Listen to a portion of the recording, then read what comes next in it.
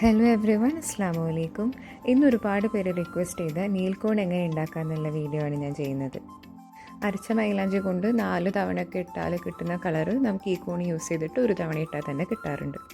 അപ്പോൾ ഈ നെയിൽ കോൺ ഉണ്ടാക്കാൻ നമുക്ക് എന്തൊക്കെയാണ് വേണ്ടതെന്ന് നോക്കാം. ഒരു ടിന്ന് നമുക്ക് വേണം. ഞാനിപ്പോൾ എടുത്തിരിക്കുന്നത് കസ്റ്റാർഡ് പൗഡറിൻ്റെ ടിന്നാണ്. ഇതിന് പകരം പാൽപ്പൊടിയുടെയോ പെയിൻറ്റിൻ്റെയോ അല്ലെങ്കിൽ ഓട്സിൻ്റെയോ ഒക്കെ ടിന്നായാലും മതി. പിന്നെ അതിനുള്ളിലേക്ക് ഇറങ്ങിയിരിക്കാൻ പാകത്തിന് ഒരു സ്റ്റീൽ പാത്രം നമുക്ക് വേണം. ഞാനിപ്പോൾ എടുത്തിരിക്കുന്നത് ഒരു സ്റ്റീലിൻ്റെ ഗ്ലാസ്സാണ്. 3 ഇൻഗ്രീഡിയൻസിൻ്റെ നീരിൽ നിന്നാണ് നമ്മൾ ഈ നെയിൽ കോൺ ഉണ്ടാക്കുന്നത്. പഞ്ചസാര, ചായപ്പൊടി, പിന്നെ നല്ല ജീരകം.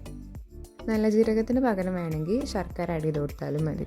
അപ്പോൾ നമുക്കൊരു ബൗളിലേക്ക് 2 ടേബിൾ സ്പൂൺ നല്ല ജീരകം, 1 ടേബിൾ സ്പൂൺ ചായപ്പൊടി, 2 ടേബിൾ സ്പൂൺ പഞ്ചസാരയും കൂടെ ചേർത്ത് നന്നായിട്ട് മിക്സ് ചെയ്ത് കൊടുക്കാം.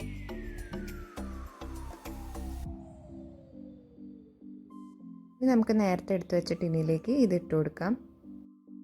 ഇതിട്ട് കൊടുത്തതിന് ശേഷമാണ് നമ്മൾ സ്റ്റീൽ ഗ്ലാസ് ഇതിലേക്ക് ഇറക്കി വെക്കുന്നത്. അപ്പോൾ സ്റ്റീൽ ഗ്ലാസ്സിന് ഇരിക്കാൻ പാകത്തിനായിട്ട് നടുവിൽ ഇതുപോലെ കുറച്ച് ഗ്യാപ്പ് ഇട്ട് കൊടുക്കണം. ഇനി നമുക്ക് ഈ സ്റ്റീൽ ഗ്ലാസ് അതിൻ്റെ ഉള്ളിലേക്ക് ഇറക്കി വെച്ച് കൊടുക്കാം. നമ്മുടെ ടിന്നിൻ്റെ ഉള്ളിലേക്ക് നന്നായി ഇറങ്ങിയിരിക്കാൻ പാകത്തിനുള്ളൊരു ഗ്ലാസ് തന്നെ സെലക്ട് ചെയ്യാൻ നോക്കണം. പിന്നെ ഗ്ലാസ് വെച്ച ശേഷം ടിന്നിൽ കുറച്ച് സ്ഥലം ബാക്കിയുണ്ടെന്ന് ഉറപ്പ് വരുത്തണം. എന്നാലേ ഈ സാധനങ്ങൾ കരിഞ്ഞിട്ടുള്ള നീര് നമ്മുടെ ഈ പാത്രത്തിലേക്ക് വീഴുള്ളൂ. ഇനി നമുക്ക് ഈ ടിന്ന് വളരെ ചെറിയ തീയിൽ അടുപ്പത്ത് വെച്ചിട്ട് ഒരു 10-15 മിനിറ്റ് ചൂടാക്കാൻ വയ്ക്കണം. ടിന്നിൻ്റെ മുകളിലേക്കായിട്ട് അതിൻ്റെ ഉള്ളിലേക്ക് ഇറങ്ങിയിരിക്കാൻ പാകത്തിനുള്ള ഒരു പാത്രത്തിൽ കുറച്ച് വെള്ളം കൂടെ വെച്ച് കൊടുക്കണം. ഇനി ചായപ്പൊടിയും പഞ്ചസാരയും നല്ല ജീരകവും കരിഞ്ഞിട്ടുണ്ടാകുന്ന ആവി ഒട്ടും തന്നെ പുറത്തു പോകാതിരിക്കാൻ വേണ്ടിയിട്ട് ടിന്നിൻ്റെ മുകളിലായിട്ട് നമുക്കൊരു തുണി കൊണ്ട് ഇതുപോലെ ചുറ്റി കൊടുക്കാം. നമ്മുടെ ആവശ്യം ഈ ആവി ഒട്ടും തന്നെ വേസ്റ്റ് ആവാണ്ട് മാക്സിമം കളക്ട് ചെയ്യുക എന്നുള്ളതാണ്. അപ്പോൾ ഇതിന് പകരമായിട്ട് വേണമെങ്കിൽ മുകളിലിരിക്കുന്ന പാത്രം നന്നായിട്ട് അമർന്നിരിക്കാൻ വേണ്ടിയിട്ട് ഏതെങ്കിലും ഒരു കനമുള്ള സാധനം അതിൻ്റെ മുകളിൽ വെച്ച് കൊടുത്താലും മതി. അങ്ങനെ നെയിൽ കോൺ ഉണ്ടാക്കാനുള്ള നമ്മുടെ സെറ്റപ്പ് ഒക്കെ റെഡി ആയിട്ടുണ്ട്. ഇനി ഒരു 15 മിനിറ്റ് നേരം ഈ പാത്രം നമ്മൾ അടുപ്പത്ത് ചെറിയ തീയിൽ വെക്കണം. അപ്പോൾ റെഫറൻസിനായിട്ട് ഞാൻ ഫ്ലെയിം കാണിക്കുന്നുണ്ട്. വളരെ ചെറിയ തീ തന്നെ മതിയാവും. ഇത് ഉണ്ടാക്കി കഴിയുമ്പോഴേക്കും ടിന്നിലും അതുപോലെ അതിൻ്റെ ഉള്ളിലിരിക്കുന്ന ഗ്ലാസ്സിലൊക്കെ നല്ലപോലെ കരി പിടിച്ചിട്ടുണ്ടാവും. നമുക്ക് വേറെ ഒന്നിനും യൂസ് ചെയ്യാൻ പറ്റില്ല. അപ്പോൾ ഏറ്റവും നല്ലത് ഇത് നെയിൽ കോൺ ഉണ്ടാക്കാൻ വേണ്ടി മാറ്റി വയ്ക്കുക എന്നുള്ളതാണ്. അപ്പോൾ ഏകദേശം 15 മിനിറ്റ് കഴിഞ്ഞു. നമ്മൾ മുകളിൽ വെച്ചിരിക്കുന്ന പാത്രത്തിലെ വെള്ളം ചൂടായി കുറച്ച് ബബിൾസൊക്കെ വന്നിട്ടുണ്ട്. അപ്പോൾ നമുക്ക് ഫ്ലെയിം ഓഫ് ചെയ്യാം. ഇതിപ്പോൾ തന്നെ തുറന്നു നോക്കരുത്. നമ്മുടെ ഇൻഗ്രീഡിയൻസ് എല്ലാം കരിഞ്ഞിട്ടുണ്ടാവുന്ന ആവി ഒന്ന് കണ്ടൻസ് ചെയ്തിട്ട് ഉള്ളിൽ വെച്ചിരിക്കുന്ന സ്റ്റീൽ ഗ്ലാസ്സിലേക്ക് വീഴാൻ കുറച്ച് സമയം കൊടുക്കണം. അപ്പോൾ ഇത്തിരി നേരം ഇത് ചൂടാറാൻ വയ്ക്കുക. അങ്ങനെ ഒരു 15 മിനിറ്റും കൂടെ ഇതിനെ റെസ്റ്റ് ചെയ്യാൻ വെച്ചതിന് ശേഷം നമ്മൾ ഇത് തുറന്നു നോക്കുന്നുണ്ട്. ചൂടാറിയ കാരണം നമുക്ക് അതിൻ്റെ ഉള്ളിലിരിക്കുന്ന സ്റ്റീൽ ഗ്ലാസ്സിന് കൈകൊണ്ട് തന്നെ എടുത്ത് പുറത്ത് വയ്ക്കാൻ പറ്റും. നമുക്ക് അത്യാവശ്യത്തിന് വേണ്ട നീര് കിട്ടിയിട്ടുണ്ട്. നല്ല റെഡ് കളറിലുള്ള നീരാണ് കിട്ടിയിട്ടുള്ളത്. അത് വേറൊരു ബൗളിലേക്ക് ഒഴിച്ചു കൊടുക്കാം. ഇനി നമ്മൾ കുറച്ച് മൈദ ചേർത്ത് കൊടുത്തിട്ടാണ് ഇത് നഖത്തിലിടാൻ പാകത്തിനുള്ള കൺസിസ്റ്റൻസിയിലാക്കി എടുക്കുന്നത്.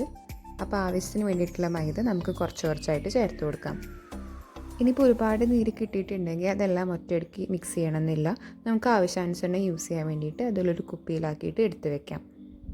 ഞാനിപ്പോൾ ഇതെല്ലാം കൂടി ഒരു കോണിലാക്കാനാണ് പ്ലാൻ. അപ്പോൾ എനിക്ക് കിട്ടിയ നീര് മുഴുവൻ ഞാൻ മൈദയിൽ മിക്സ് ചെയ്തിട്ടുണ്ട്.